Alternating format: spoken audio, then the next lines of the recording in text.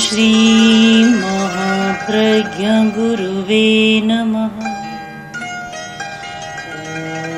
ओम श्री महाप्रज्ञ गुरुवे नमः। शब्द और अर्थ, इसका विवेक बहुत जरूरी है। भाषा का विवेक जैन साहित्य में, आगम साहित्य में भाषा का विवेक बहुत दिया गया है और भाषा के विवेक पर बहुत विस्तार से बतलाया गया है। बोलना तो होता है और सारा व्यवहार शब्दों के आधार पर, भाषा के आधार पर हमारा चलता है। अगर सब मौन कर लें तो व्यवहार आधा हो जाए। पहली बात तो है कि जहाँ भी दो मिलते हैं बात शुरू हो जाती है, और मौन है तो शब्दों की दुनिया थोड़ी छोटी हो जाएगी। और सबके सब मौन रखें तो शायद शब्दों की दुनिया बहुत सिकुड़ जाएगी, बहुत छोटी हो जाएगी। पर रहा नहीं जाता, दो मिलेर बात शुरू न हो तो आश्चर्य की बात होती है। बात हो जाती है। कभी कभी हमारे पास हमारे छोटे छोटे साधु बैठे रहते हैं, उनका भी वार्ता का दौर चक्र चलता है, पूरा नहीं होता। मैं पूछता इतनी क्या बात है? बात का कोई अंत नहीं, अनंता, हरि नाम अनंता है, कोई अंत नहीं होता बात का। बात करते ही चले जाओ, कोई अंत नहीं आता। तो शब्दों का व्यापार बहुत होता है। हम संयम कैसे करें? भाषा का संयम, शब्दों का संयम, बोलने का संयम कैसे करें? और भाषा का संयम हो तो हमारी कर्मजा शक्ति अधिक बढ़ सकती है। महाभारत का एक प्रसंग है कि व्यास जी ने लिखाया, बहुत महान ग्रंथ लिखाया, और लिखने वाले थे गणेश जी। गणेश जी लिख रहे थे, व्यास लिखा रहे थे। विशाल ग्रंथ पूरा हुआ, तब व्यास बोले गणेश जी, मैं तो बोलता रहा, तुम बिल्कुल नहीं बोले, लिखते रहे, कभी एक शब्द भी नहीं बोले। तब बोले महाराज, मैं बोलता तो आपका काम ही नहीं होता। आप बोलते रहे, मैं भी बोलने लग जाता, दोनों बोलते तो आपका ग्रंथ कभी पूरा नहीं होता। मैंने वाणी का संयम किया, इसीलिए आपका यह ग्रंथ पूरा हो गया। मैं तो मौन को भी एक नया रूप देना चाहता हूँ कि ऐसे कर लिया 1 घंटा मौन, 2 घंटा का मौन, और दिन में उसकी 4 घंटा की कसर निकाल ले। ये एक मौन का कोई बहुत महत्व नहीं होता। 10 दिन पूरा मौन किया और 10 दिन बाद इतने बोले कि 20 दिन की कसर निकाल ली। ऐसा नहीं। मौन का अर्थ होना चाहिए भाषा का विवेक, कि कब बोलना चाहिए और कब नहीं बोलना चाहिए। यह है मौन वास्तव में। कब बोलना चाहिए? अगर आवश्यकता न हो तो 2 घंटा नहीं, बिना संकल्प भी 10 घंटा न बोले। और आवश्यकता हो तो जितना आवश्यक हो उतना बोले, तो हमारा सम्यक ज्ञान चलता है, सम्यक ग्रहण होता है। 10वीं कालिक में एक सुंदर सूक्त है, अपत्यम जैन सिया आशु कुप्यज वा परो सब सोतं न भाषिज्जा भाषं अह्य गामिनं। अपत्यम जैन सिया,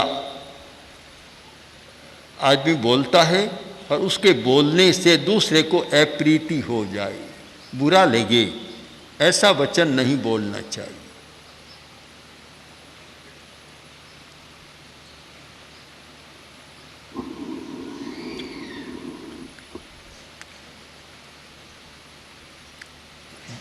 क्योंकि हिंसा है। हिंसा का अर्थ कोई मारना ही नहीं है, सताना ही नहीं है। एक कटु शब्द इतनी बड़ी हिंसा कर देता है कि शायद शस्त्र नहीं कर सकता। इसीलिए भाषा का विवेक जरूरी है।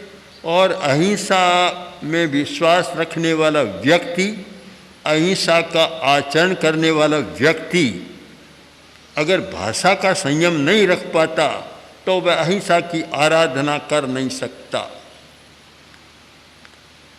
आज हर क्षेत्र में इसकी जरूरत है। धर्म के क्षेत्र में भी यह वाचिक हिंसा काफ़ी होती है। एक दूसरे पर आक्षेप प्रत्याक्षेप काफ़ी चलता है और इसीलिए सांप्रदायिक झगड़े भी हो जाते हैं, कटुता भी बढ़ जाती है। तो धर्म के क्षेत्र में चलता है तो राजनीति का क्षेत्र तो है ही इसका, वहाँ तो बहुत चलता है। आक्षेप प्रत्याक्षेप और कटु शब्दों का प्रयोग, पूरा एक शब्दकोश बन सकता है, इतना चलता है।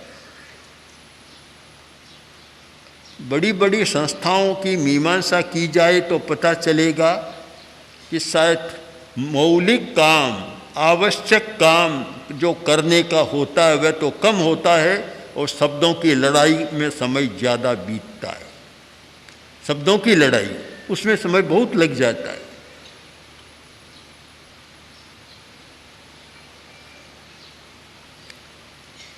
किसी ने कहा कि तूने मुझे कल गधा कहा था। मैंने कब कहा तुम गधा हो? मैंने कब कहा? कह नहीं, तुमने कहा था, मैंने सुना है। सुना है तो तुम्हें कहने वाला कोई गधा ही रहा होगा, फिर एक गधा और बन गया। और तूने मेरी बात को बिना पूछे मान लिया तो तुम गधे तो हो ही गए। अब शब्दों का ऐसा जाल बिछता है कि कहीं उसका अंत नहीं आता। वह उसको गधा कहेगा तो फिर वह उसको कहेगा। और यह होता है कि जो शिक्षा के संस्थान है वहाँ भी शब्दों का समीचीन प्रयोग होना चाहिए, पर जब आवेश होता है वहाँ भी नहीं होता। एक लड़का दुकान पर गया, चश्मा की दुकान थी, वहाँ गया, बोला कि मुझे एक चश्मे की ज़रूरत है। बोलो नंबर के नंबर नहीं चाहिए, तो मेरे मास्टर के लिए मुझे चश्मे की ज़रूरत है। क्यों? कि वे हमेशा मुझे गधा कहते, तो उनका अब चश्मा बदल दो जिससे मैं उनको गधा दिखता हूँ तो अब गधा नहीं दिखूँ, बस उस चश्मे की ज़रूरत है। इसका मतलब वहाँ भी चलता है। हर जगह अप्रीतिकारी भाषा का प्रयोग चलता है। ऐसी भाषा का प्रयोग, ऐसे शब्दों का प्रयोग जो सुनने वाले को चुभ जाए, अप्रीति पैदा हो जाए। निर्देश दिया अपत्यम, अप्रीतिकारी वचन जेण सिया, जिससे अप्रीति हो, दूसरे के मन को चोट पहुँचे, ऐसे शब्दों का प्रयोग नहीं करना चाहिए। मैं तो बहुत बार परिषद में बैठे लोगों से संकल्प भी लेता हूँ कि संकल्प करो कि वर्ष भर में एक भी कटु शब्द किसी को नहीं कहूँगा। ये वास्तव में मौन है, बहुत बड़ा मौन है ये, कि जो व्यक्ति पूरे वर्ष में एक भी अप्रिय शब्द, अप्रीतिकर शब्द मुंह से नहीं निकालता, कितना तो वाणी का संयम और कितनी मुख की पवित्रता। मुंह में एक शब्द भी कटु गलत निकलता है तो मुख भी अपवित्र होता है, मस्तिष्क भी अपवित्र होता है। तो कितना बड़ा संकल्प है ये, बहुत बड़ी साधना है। जो प्रेक्षा ध्यान का प्रयोग कर रहे हैं और ध्यान के द्वारा एकाग्रता की साधना का प्रयत्न कर रहे हैं, किंतु जब तक ध्यान के परिवार को नहीं समझेंगे, अकेला ध्यान रहता नहीं। ध्यान बड़ा आदमी है, बड़ा आदमी अकेला नहीं रहता, ठाट बाट से रहता है। ध्यान का अपना परिवार है, हमें ध्यान के परिवार को समझना है। और बहुत सारे पुराने योगियों ने ध्यान के परिवार की चर्चा की है कि ये ध्यान का परिवार है। तो ध्यान का परिवार है, उसमें यह भाषा का विवेक, भाषा का संयम, यह ध्यान का परिवार है। अगर भाषा का संयम नहीं है और आपने कहा कि मूर्ख कहीं का कितना बोल रहा है, बिना मतलब जा एकांत में बैठ जा, 10 मिनट ध्यान कर ले। अब वह ध्यान में बैठेगा तो क्या याद आएगा, ध्यान क्या होगा? जो मूर्ख का वही शब्द सामने चक्कर लगाएगा कि मुझे उन्होंने मूर्ख कह दिया। वही बात ध्यान में आएगी, क्योंकि शब्दों की पकड़ हमारी इतनी होती है कि शब्द को पकड़ लेते हैं। शिष्य आया गुरु के पास और मुझे ध्यान कराओ। गुरु ने कहा ठीक है, मैं तुझे ध्यान सिखाऊंगा, अभी जाओ तुम बैठ जाओ, ध्यान शुरू करो। पर देखो, एक बात का ध्यान रखना है कि ध्यान करते समय बंदर तुम्हें याद नहीं आना चाहिए। बैठ गया, 1 घंटा ध्यान किया, आया और गुरु ने कहा बोलो ध्यान कैसा रहा? कि कैसा क्या रहा, बंदर अलग हुआ ही नहीं। घंटा भर बंदर ही बंदर सामने रहा मेरे। तो शब्दों की बहुत पकड़ है, आदमी शब्द को पकड़ता है। भलाइयाँ भी बहुत सारी शब्दों के माध्यम से होती है, तो लड़ाइयाँ भी बहुत सारी शब्दों के माध्यम से होती है। एक शब्द बिना सोचे समझे मुंह से ऐसा निकल जाता है कि उसके आधार पर लड़ाई शुरू हो जाती है, और एक शब्द ऐसा निकलता है कि उसके आधार पर लड़ाई बंद भी हो जाती है, बंद भी हो जाती है।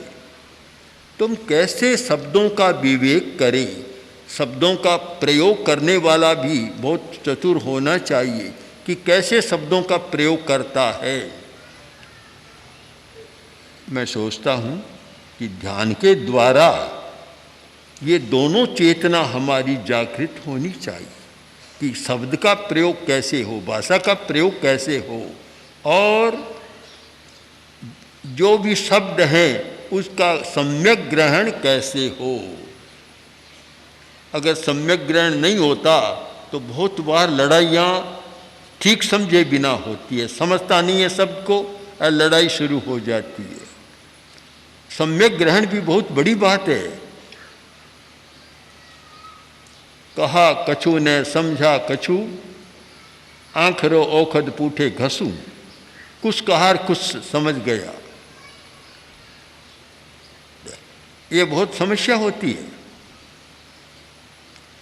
कि मालिक ने कहा कि देखो तुम जो भी काम करो, कोई मूर्खता का काम कर लिया कि देखो जो काम करो पहले मुझे पूछ लिया करो, मुझे पूछे बिना कोई काम मत किया करो। नौकर आया एक दिन, आकर बोला कि मालिक बिल्ली दूध पी रही है और आप कहो तो हटा दूं। अरे पहले हटा देता, तो आपने तो कहा था बिना पूछे कोई काम नहीं करना, कैसे करूं? कर नहीं सकता मैं तो। ऐसा ही प्रसंग दूसरा बना। एक दिन आया कि मालिक बंदर कपड़ा फाड़ रहा है आपका। अरे हटा देता, कि कैसे हटाऊं? आपने कहा मुझे पूछे बिना कोई काम मत करना। और एक दिन तो ऐसा प्रसंग आया कि मालिक डूब रहा था, नदी में गया स्नान करने, डूब रहा था। खड़ा खड़ा देखता है कि खड़ा खड़ा क्या देख रहा है, निकालता नहीं है, पकड़ता नहीं है। कि आपने कब कहा? आपको कहा हुआ है बिना कहे कोई काम नहीं करना, तो मैं कैसे कर सकता हूँ? जहाँ सम्यक ग्रहण नहीं होता वहाँ अर्थ का अनर्थ होता है। कुछ कहा जाता है और कुछ समझा जाता है। हमारी वह विवेक चेतना भी जागृत हो जिससे सामने वाले व्यक्ति के अर्थ को हम समझ सकें कि वह किस आशय से कोई बात कह रहा है। आशय तो ये था, कभी कोई भी ऐसा काम करे जो तू नहीं जानता, बड़ा काम हो तो पूछे बिना मत करना है। उसने पकड़ लिया उस शब्द को पकड़ लिया, अर्थ तक नहीं जा सका, अर्थ को नहीं समझ सका, तो चाहे तो बिल्ली दूध पिए तो भी नहीं हटाना, चाहे बंदर कपड़ा फाड़े तो भी नहीं अलग करना, और मालिक डूबता हो तो भी उसको नहीं पकड़ना। ये एक सम्यक ग्रहण है। जहाँ शब्द के अर्थ का सम्यक ग्रहण नहीं होता वहाँ भी बड़ी समस्याएं पैदा होती है, और बहुत बार ऐसे शब्दों का प्रयोग होता है कि लड़ाई झगड़े शुरू हो जाती हैं। अब जैसे मारवाड़ी में थे कहते हैं थे, छोटे को कहते हैं तू, बड़े को कहते हैं थे। हिंदी में आप चलता है। अब थे किसी को कह दे, थे का अर्थ नहीं जानता हो तो लड़ाई हो जाती है कि तुमने मुझे मेरा अपमान कर दिया, मुझे अब आप नहीं कहा, थे कह दिया। वह नहीं जानता मारवाड़ी में तो थे आपका ही अर्थ है, पर समस्या पैदा हो जाती है। तो इस प्रकार हमें सम्यक ग्रहण की शक्ति का विकास करना चाहिए, और बोलने की शक्ति का भी सम्यक हमारा विकास होना चाहिए। दूसरा निर्देश है आसु कुप्पेज्य वा परो। ऐसा शब्द न बोले जिससे सामने वाला व्यक्ति सुनकर गुस्से में आ जाए। किसी को गुस्सा दिलाना नहीं चाहिए, क्रोध उत्पत्ति का हेतु नहीं बनना चाहिए। क्रोध तो वैसे ही बहुत होता है, मैं क्यों किसी के क्रोध की उत्पत्ति का निमित्त बनूं, ये चिंतन हर व्यक्ति को करना चाहिए। मैं किसी को क्षमाशील रहने का निमित्त बनूं तो मेरे लिए बहुत अच्छी बात है, पर क्रोध उपजाने का निमित्त क्यों बनूं, बुराई का निमित्त मैं क्यों बनूं। आसु कुप्पेज्य वा परो, ऐसा वचन न बोले जिसे सुनकर दूसरा गुस्से में आ जाए। ऐसा बहुत होता है, पता नहीं कुछ लोगों को उसमें रस आता होगा, ऐसी बात कहेंगे कि सामने वाला तत्काल रोष में आ जाए। ध्यान के द्वारा हमारा यह संयम विकसित होना चाहिए। ध्यान करें तो ध्यान की निष्पत्ति पर भी विचार करना चाहिए कि ध्यान से मुझे क्या लाभ होगा, इस पर विचार करें। मन की चंचलता कम होगी, अच्छी बात है, एक लाभ मिला, पर उस चंचलता कम होने का प्रयोग कहाँ करें, जीवन के व्यवहार में करें। हमारा जीवन का व्यवहार कैसे अच्छा हो, हम दूसरे के साथ कैसा व्यवहार करें। धर्म का एक पक्ष है अध्यात्म, और दूसरा है व्यवहार। चाहे कह दे निश्चय नए और व्यवहार नए। व्यवहार एक धार्मिक आदमी का दूसरे के साथ कैसा व्यवहार होना चाहिए। अगर व्यवहार पर विचार नहीं करता है तो शायद धर्म की बात भी कुछ धीमी मंद पड़ जाती है। धर्म सामने नहीं आता, व्यवहार सामने आता है। एक आदमी ने मंदिर में जाकर पूजा की, एक व्यक्ति ने साधुओं के स्थान पर जाकर साधना की, सामायिक किया और व्रत का कोई अनुष्ठान किया। ये तो सामने नहीं आएगा। बाजार में गया और लड़ाई शुरू कर दी, वह सामने आ जाएगी। तो सामने आता है हमारा व्यवहार, कि दूसरे के साथ हम कैसा बर्ताव कर रहे हैं। एक धार्मिक का व्यवहार ऐसा होना चाहिए जिसमें संयम हो। कसौटी है संयम। संयम पूर्ण व्यवहार सबके लिए अच्छा हो सकता है, और असंयत व्यवहार वह अच्छा नहीं होता। तो ध्यान के द्वारा क्या मिलेगा, निष्पत्ति पर विचार करें तो यह होगा कि वाणी का संयम बढ़ेगा। यह ध्यान का फल है कि वह अधिक नहीं बोलता, अनावश्यक नहीं बोलता, सोचे समझे बिना नहीं बोलता, कटु शब्दों का प्रयोग नहीं करता, दूसरे को सताने वाले शब्दों का प्रयोग नहीं करता। यह हमारा वाणी का संयम यानी मौन। आप फिर समझ गए कि मौन की भाषा भी बदलना चाहिए, मौन का तात्पर्य भी समझना चाहिए। घंटा भर का मौन किया वह तो ठीक है, एक अभ्यास हो गया, पर उसको वास्तविक मौन नहीं कह सकते कि घंटा भर के मौन से क्या मिला। घंटा भर मौन किया और फिर लड़ाई झगड़ा शुरू कर दिया तो फिर वह कोई खास बात नहीं होती। मौन का मतलब तो है कि इस प्रकार का वाणी का संयम हो कि हम कोई अप्रिय प्रयोग न करें, तो मौन की सार्थकता है। अन्यथा घंटा भर मौन किया और मौन खुला और लड़ाई शुरू कर दी, मौन का भी मखौल हो जाएगा। अब तक तो मौन में बैठा था और अब बोलना शुरू किया और ऐसा हो गया। तो कुछ लोग आए, हमारे पास भी आते हैं कि हमारे तो ऐसे हैं कि उनको 24 घंटा ही मौन करा दो तो घर में शांति रहे।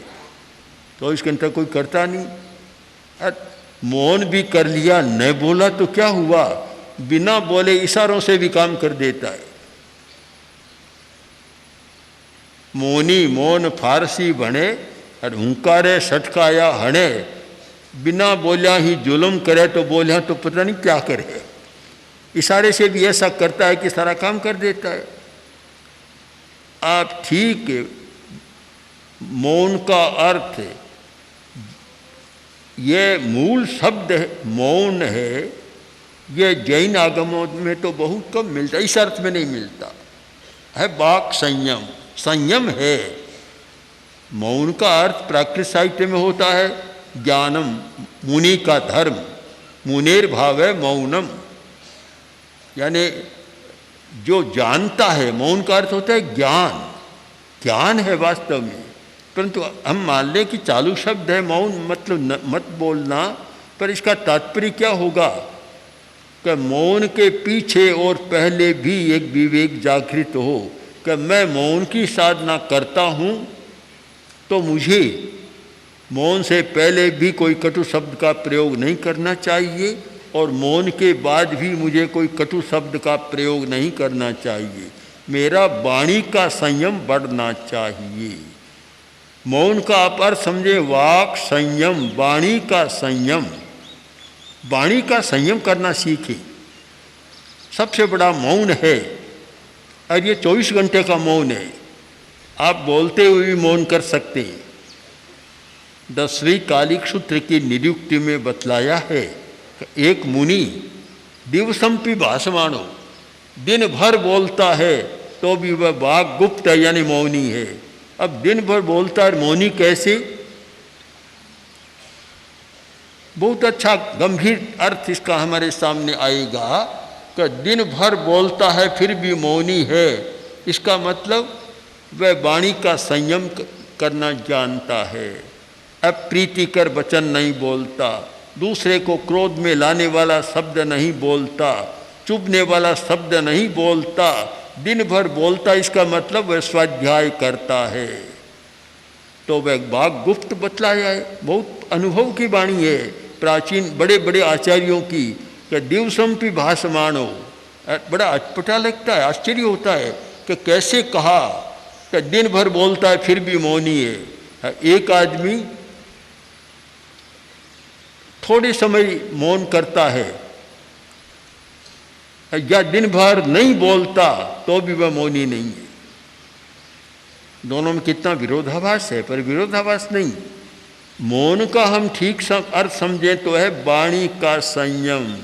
जो आदमी वाणी का संयम करना जानता है वह बोलता है तो भी मौन है। वाणी का संयम करना नहीं जानता तो न बोलता हुआ भी वह मौनी नहीं है, अनर्थ कर देता है, इशारों से काम कर देता है। इसलिए हमें ध्यान के द्वारा संयम की चेतना का विकास हो, इस दिशा में प्रयत्न करना चाहिए। तो इसलिए हम भाषा के विवेक पर ध्यान दें और जो सबको देना चाहिए, किंतु ध्यान की साधना करने वालों को इस पर विशेष ध्यान केंद्रित करना चाहिए। ओम।